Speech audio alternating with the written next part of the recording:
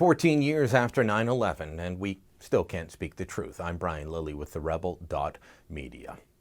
14 years ago, planes going into the Twin Towers, crashing into a field in Pennsylvania, crashing into the Pentagon, almost 3,000 people dead, and 14 years later, we're still at it. I never thought that we'd still be dealing with this issue of Islamic terrorism and its impact on the West. I can still tell you where I was when I heard about the first plane going into the Twin Towers. I was sitting in my kitchen in Montreal, and like so many things in my life, I heard about it on the radio first, eating a bowl of Rice Krispies. Won't forget that, ever. Unfortunately, too many of our leaders seem to have forgotten a key element of fighting any war, any battle. And that is that you need to be able to name what you're fighting. You need to be able to be clear-headed about who and what you're fighting. And despite the fact that whether we're talking about Al-Qaeda and Osama bin Laden, whether we're talking about ISIS, whether we're talking about the jihadis that have taken to carrying out attacks in Paris, in Sydney, in Ottawa, near Montreal, in Oklahoma, at a meatpacking plant, despite the fact that they've been clear about saying who they are and why they're doing it, our leaders continue to try and say that these attacks, this ongoing battle, has nothing to do with Islam. I'm not going to sit here and say the West is at war with all of Islam. That would actually be wrong. But the fact of the matter is that there are people who have declared war on the West, and they say that they are carrying out their attacks in the name of Islam. Yet we've got President Obama last year, as he's trying to put together the international coalition to fight ISIS, saying they're not Islamic. The greatest threats come from the Middle East and North Africa, where radical groups exploit grievances for their own gain. And one of those groups is ISIL, which calls itself the Islamic State. Now let's make two things clear. ISIL is not Islamic. No religion condones the killing of innocents, and the vast majority of ISIL's victims have been Muslim. President Obama, not alone. David Cameron, the British Prime Minister, and a conservative, by the way. I want to make this point. This is not a left-right issue.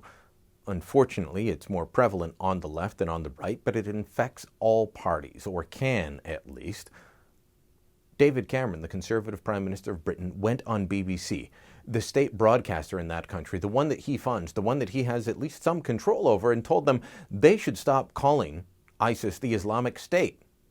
I wish the BBC would stop calling it Islamic State, because it's not an Islamic State. What it is an appalling, barbarous regime. It is a perversion of the religion of Islam. And, you know, many Muslims listening to this program will recoil every time they hear the words Islamic State.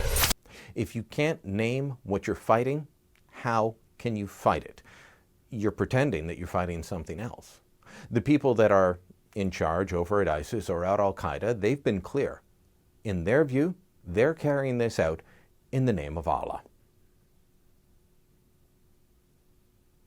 So whether we're talking beheadings, car bombings, planes going into buildings, whether we're talking about one person killed or thousands killed, the people behind these attacks over the last 14 years have had one goal, and that is to have the West submit to Islam, submit to their version of Islam at the least.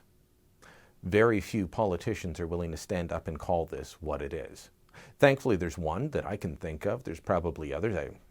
I'm going to say one, and that's Prime Minister Stephen Harper in Canada, but there's also Benjamin Netanyahu. But shortly after the Charlie Hebdo attacks, Stephen Harper was asked about what was going on, and he spoke clearly in terms that you will hear few Western elected leaders speak. The reality of the world is the following, and I don't say this out of any particular pleasure or excitement, in fact, quite the contrary, but it is a fact. The fact of the matter is this, ladies and gentlemen, that the international jihadist movement has declared war. They have declared war on anybody who does not think and act exactly as they wish they would think and act. They have declared war and already are executing it on a massive scale on a whole range of countries with which they are in contact. And they have declared war on any country like ourselves that values freedom, openness, and tolerance. And we may not like this and wish it would go away, but it is not going to go away. You can find me every academic in the world that will say this is not Islam or this is a perversion of Islam. We can have that debate. But let's be clear about this. The people that are carrying out the attacks say they're doing it for one reason, and that is to spread their vision.